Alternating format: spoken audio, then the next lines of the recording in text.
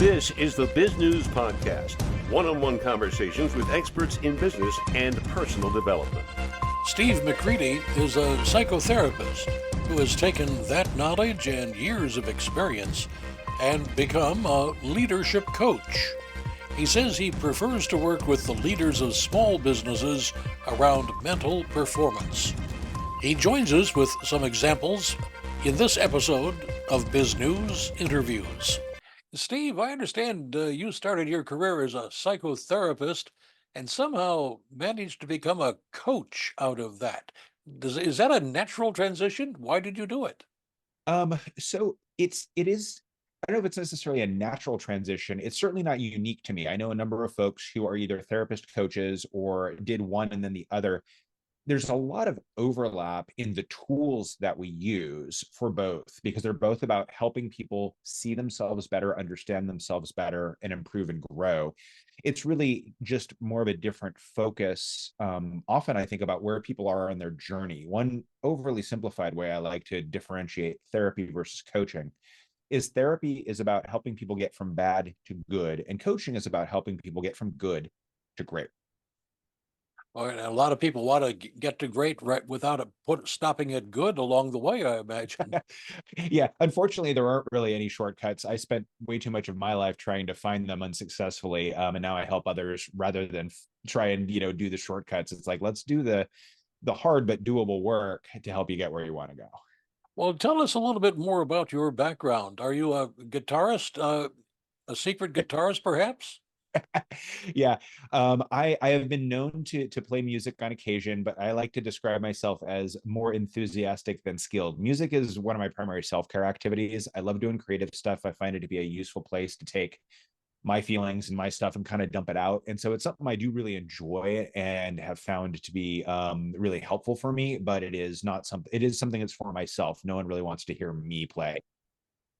And thus, for our listeners, you have hung up the guitar on the wall behind you. That's why it's hanging up, and that is why exactly it is not going to be making any sound during the interview today, because my voice will be more enjoyable than hearing what would come off of my fingers on the guitar, I think. It's my understanding you try to help small business people become unstuck. You're not the AAA, so what do you mean by unstuck? Sure. So yeah, we all of us have places or things where our brains can get kind of caught in loops. And in business, we have things that really can trap us. Maybe it's a fear of failure. Maybe it's a lack of confidence. Maybe it's just about difficulty deciding or keeping focused. And so, depending on the specific problem of the person I'm working with, my goal is to really help them see, like, what is going on that's contributing to you getting stuck. What are the thought patterns? What are the actions or inactions? And then let's work on helping you build a plan to help you get moving forward, which is usually a combination of, one, really getting clear about where they want to go and helping them see that picture both clearly and help it to be really powerful and impactful to them. The power of a why is really important in this. And then to really start looking at, where is what you're doing or how you're thinking not serving you, and let's work on developing some new ways of thinking, some new ways of being or doing that might serve you. And then we run experiments, I like to call them, where we will build little small trials. Let's try this thing for 30 days and see what happens, or let's do this small and then start to build it up. Because another place people get stuck is they think they have to go from 0 to 100 in one move, and that's not possible, at least not for anyone who's not a superhero, which most of us aren't. Well, there goes the cape business for me, I'm afraid. Uh, It looks good on you though, Doug. yeah, thanks a lot. Uh, when people are stuck, though, are any of these sticky things outside of their control, outside elements, so to speak? Well, they can be, although there's also a part that belongs to the right. We don't have control of a lot, unfortunately, in the world, for those of us who want to be in control. And that is a place we can get distracted, right? Well, thinking about, well, I can't deal with this, or I can't overcome that. And those things are true, but that doesn't mean we're necessarily stuck. It just means we might need to find a different path, right? So it's like, if there's a mountain there, you can't necessarily go through the mountain. You can go around it, you can go over it. There's different ways to traverse that obstacle. And that's often where I come in, is figuring out, well, rather than continuing to try and figure out a way to put a hole through that mountain, which you're not ever going to do, let's figure out a way to go around it and to work with it. And in fact, sometimes in dealing with what is and those obstacles, that sometimes becomes an impetus for creative, innovative solutions. So there is an upside, but it often takes a while for people to get to that, because they start with mostly being frustrated of, why can't I do this that I want to do, or do it this way? By frustrated, that almost seems like something that people would say they're frustrated when they're really just kind of overwhelmed with 85 bazillion things at once. Do you find that common?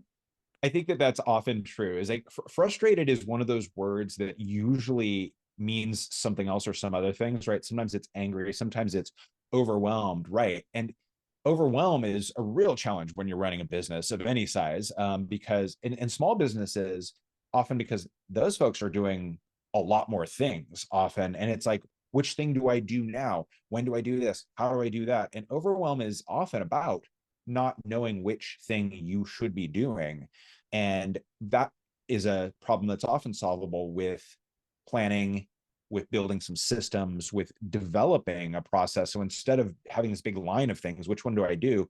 You get them lined up more of an order. You go, I do the next thing, and then the next thing, and the next thing. Steve, it sounds like a lot of your clients probably are having a hard time just dealing with the fact they need to admit they're part of the problem. How do you get that across, and how do you solve that? I think that that's definitely true. This is a thing where I think we can get caught up in a very unrealistic idea of who we are supposed to be. We have this world now in the social media era that presents these overly polished, very perfect sorts of pictures that are not accurate. We're only seeing the highlights. We're not seeing, the any of the stuff that got edited out and is on the cutting room floor. And so a lot of it is really helping people come to terms with their own humanness and their own imperfection, and recognizing that just because you're part of the problem doesn't mean you can't or won't succeed. It doesn't mean there's anything wrong with you. It means you're human. And when you can look at that stuff, then we start to have the ability to go and say, well, let's figure out how we might tweak it or adjust it, or in some cases, work around it. And again, the same thing. Sometimes people might have a flaw or limitation. You say, you know what? We're just going to leave that be, and we're going to build a system or a process that doesn't require you to fix that, because there are ways to do that too. But to do any of that, we've got to be able to really lay it all out and look around and be like, what do we got here? Because if we take the information away, then we're really working with an inaccurate data set, and there's virtually no way we're going to get anyplace good with that. You also talk about reframing failure. Now, any number of biographies that people will read, the wonderful entrepreneur has failed miserably at many different things, and then through perseverance, I sound like uh, a bad novel. They become successful. So, how Right. do you deal with failure, and how do you, as you put it, reframe it? I think there's a few different things. Is one is starting with recognizing that we if something we do or try fails, that does not mean we are a failure, right? We have to get a little distance from that thing. It means something we didn't work. And in fact, there are plenty of times we can even do all the right stuff and it can still fail, right? And understanding that, I think, is so fundamental. So we have to really see that failure is a thing that happens even to smart, good, intelligent, successful, brilliant people. So that's one. And then number two is we start to maybe look at, how do we take this experience and use it as a tool for growth? Because everything that happens to us, we have the ability to learn. We can go, oh, this worked. Why did it work? How can I do more of it? Or we go, this really didn't work. Why didn't it work? What can I adjust or tweak?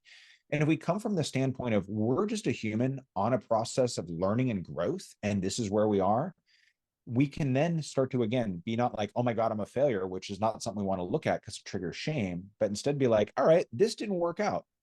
Why not? What can we learn, and how do we tweak that? And we do that iteratively. What happens is we build actually an upward spiral of growth and progress. And that's where really great and big things come from over time. How difficult was it for you to switch from being a psychotherapist to being an executive coach? So it's a thing it was been a gradual transition over time. Like I said, a lot of the tools are similar. And so it's actually not in some way that difficult to transition because I'm taking a tool set I already know how to use and I'm using it in a different place. But what happened is I had some cases come up where I encountered people who really didn't need a therapist, but they did need some help or support. And I said, it looks more like what you really need is a coach, and let's talk about what that might look like, and working with them again in a different context, more about how do we take your business challenges and work on those and all of that. So it required a little bit of a thinking more towards systems and more towards, in a context of a business, we're not just talking about the person, although that's a big focus, and really getting more into that mindset. And I approach my work as a coach a little bit more flexibly than as a therapist.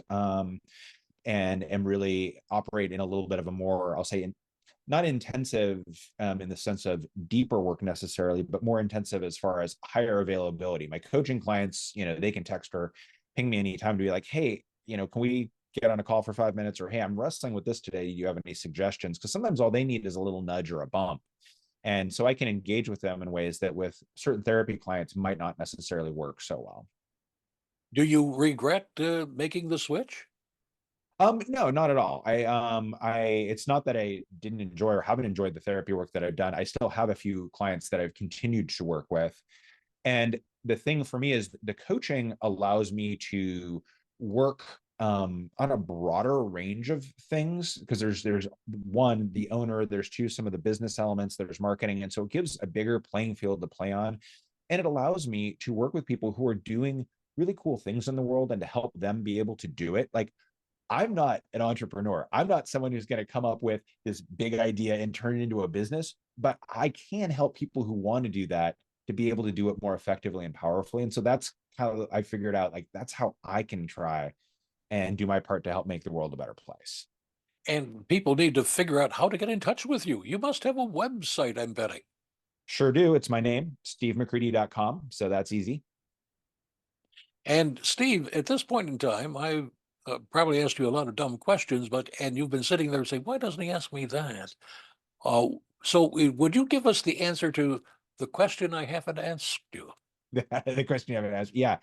So I think that the thing I would really say is that for most people, they want to find the answer out there and they want to find the easy button. And the reality is things are difficult and messy and bumpy. And the key is really about getting a clear understanding of how this process of growth goes, and about really getting more comfortable with just being a messy, imperfect human, right?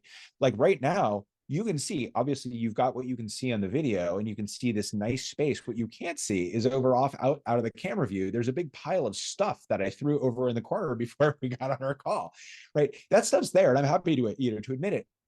And that's the thing with me, is trying to model with my clients. I'm an imperfect human too. And I think when we all can allow that and see how much that's not the problem you think it is, it really allows us to go to powerful places, that actually perfection isn't the key. It's you that are the key. It is your feelings, your values, the mix of that stuff that makes it you. If we think about great creative work, whether it's music, whether it's art, we don't admire it because it's technically perfect. We admire it because it makes us feel, it touches us, it connects to something in us.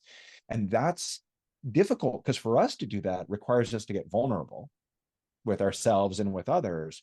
But that is also where our unique power, I think, lies, and where we can really connect with people, but also really make a difference in the world.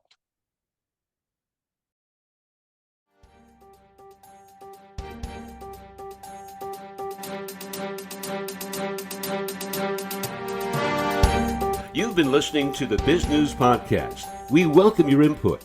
Send your email to editor@bizgnus.com. That's BIZGNUS.com. Thanks for listening.